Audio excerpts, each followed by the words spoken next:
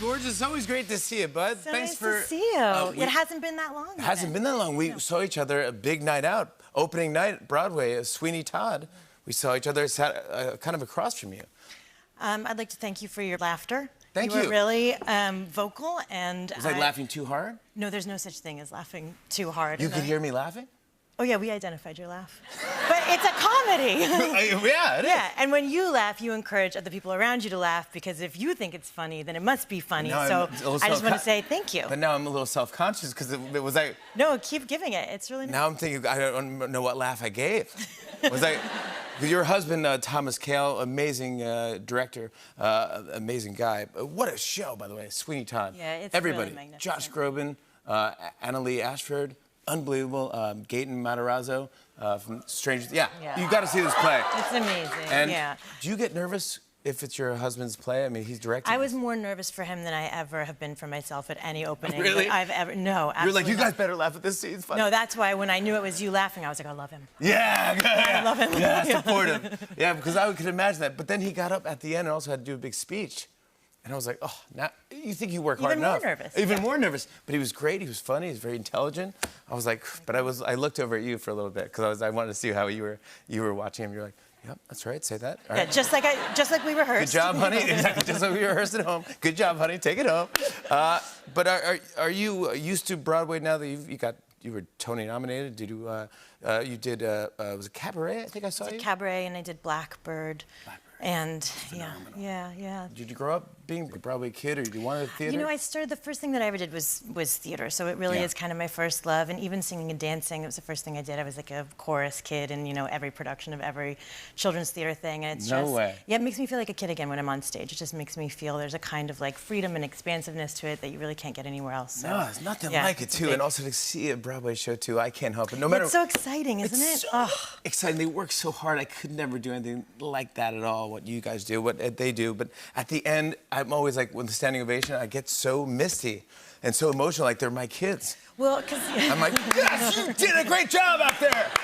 Like, they don't care about me. It really is so brave, though. Anything can happen. Like, so many things have to go right to have a perfect show. And so you just think about, like, the vulnerability and the heart of these performers. And it's really on display in Sweeney Todd. It's just, like, it's so fun. It's like a rock concert for grown-ups. It is moving, it's emotional, and it's just incredible to see people assembled in this way. And it's such a big production, too. It's a 26-piece orchestra and this enormous cast. And, and people are finally, like, brought back together. And the energy in the room is just... Yeah, it was wild. It was so much fun. But I was going to say also, you can sing and dance. Was it Greatest Showman that I was watching? You were unbelievable in that as well. Would you ever do another one of those? That's a giant. It was a massive hit in my house, at least. Oh, in my house, too, yeah. Yeah, I think the world loved it, yeah. Most houses. Yeah. I would absolutely. Again, like singing and dancing, you're just sort of so tapped into joy, and you can't really... You can't regret anything while you're singing and dancing. You can't really like go backwards in time, you know? You're doing because you're so caught up in what you're doing, and the thing is moving so quickly, so you don't really have time to be like, was that a good way to say the line? Yeah. When you're on stage, are you thinking about anything else, or just going, I'm doing my thing? It's kind of an amazing way to. It's an amazing kind of concentration to find, and because you can't stop it, it's unstoppable. Unlike a taker, you say, hang on, I'm sorry, hang on, let me try it again. Can we start with the first note? Thank you. So it's just this thing that it's like a train that you can't get off of, and so it's really exhilarating because like even if you feel like you missed a moment or you slipped something up, you don't have a choice but to keep going, and so it's actually like it's very enlivening. Congrats on your 5th Oscar nomination, by the way. Thank you. 5th.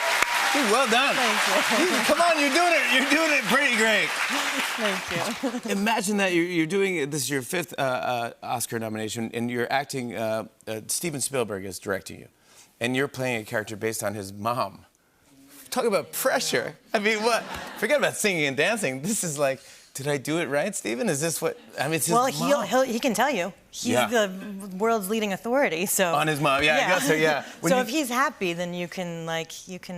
How did that call? Did you get the call from Steven Spielberg? Like, hey? Yeah, I didn't know why he wanted to talk to me. I could not have imagined that he wanted me to act in a movie. I thought he wanted to know where to eat in Brooklyn or something. You can help with that too. Yeah. Yeah, it's still like halfway into the Zoom when we got on this thing. I still just didn't know what I was doing there or what he could possibly have wanted to Zoom with me for, and then it sort of like went off like a bing, going in my head, and I had to sort of just stop and ask him, like, just so we're super, like, you want me to be your mom?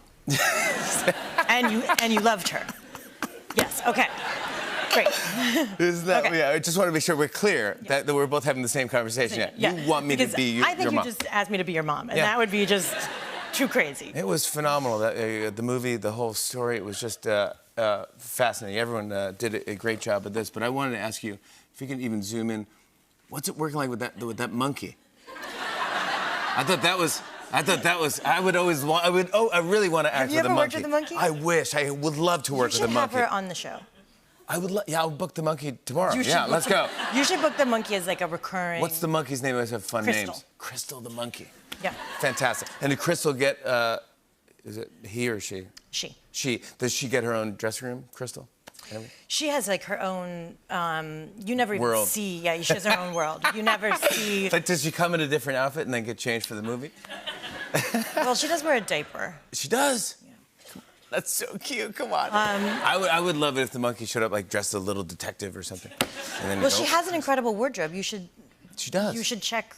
I do want to have her to come on. She has red carpet looks also. She has red carpet looks too. Did you see Crystal in outfits? Oh yeah, you guys.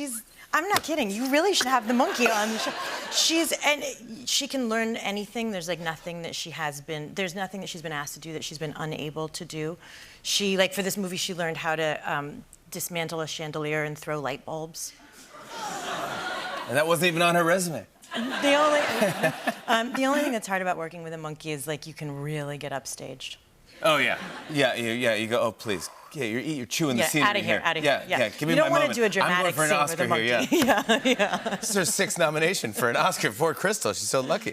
But I think like I would be a little afraid to like. I feel like monkeys can like feel your emotions or something. So if I got nervous, I would make her nervous, and then maybe would she attack me or something? No, but they do. The monkey, her trainer, said that she likes to know. She knows instinctively who's in charge. Oh. And she befriends them. Wow. She can feel it. So she knew which one was Steven Spielberg. Yeah. She's like, yeah. We got that take, right, yeah. Steven? All right. Thank you. Perfect. I appreciate it. Thanks a lot. Ready for take 2? I usually don't do 2 takes. All right, here we go. Let's talk about your new movie, Showing Up. Congrats. You're getting great reviews on this. It's a comedy. How do we set up this film? So this is the 4th movie that I've made with my friend Kelly Reichardt. Yeah, you guys we've been are great working together for 15 years. The first movie that we made, Wendy and Lucy, was a crew of 13, and so this for us is a much bigger movie. Wow. 13 people on the whole set. Yeah, 13 people on the whole set made a movie. Isn't that great though to do that? And That's possible. That's possible to so make a movie. We're making a movie. Yeah, it really is. So I think like that's always the core of the work that we do. You know, we've trusted each other, we've respected each other for such a long time, and this movie. Actually, Judd Hirsch, Hong Chow, and myself. I know. So she's 3 recent Oscar nominees in this movie. That's right. And The Whale and Judd Hirsch, Fabelmans. Yeah. Oh my gosh. Can we set up what is the film about? So it's really about being an artist, and it's about everything that has to happen before you can just sit down at your table and make work. And are they things that we do to ourselves, or is it really just circumstances that are beyond our control? And actually, are they part of the creative process? It's about how life gets in the way, or maybe as a part of art making. There we go. I want to show a clip. Here's Michelle Williams in Showing Up. Take a look at this. Would you give this to your brother when you see him again? For 5 years he lived in that jacket. I mean, it was mine, but he took possession. He might like it again. Yeah, I remember this. Yeah. Have you talked to Sean? Yeah, I talk to him all the time. Come on, let's go. When's the last time you talked to him? He brought a delicious stuffing for Thanksgiving. It was ravishing. Let's go. Dad, that was 6 months ago. Well, he was great 6 months ago. And his stuffing was superb. Michelle Williams, everybody. Showing Up is in theaters Friday. We'll be right back with John Stamos. Stick around, everybody. Hey, hey.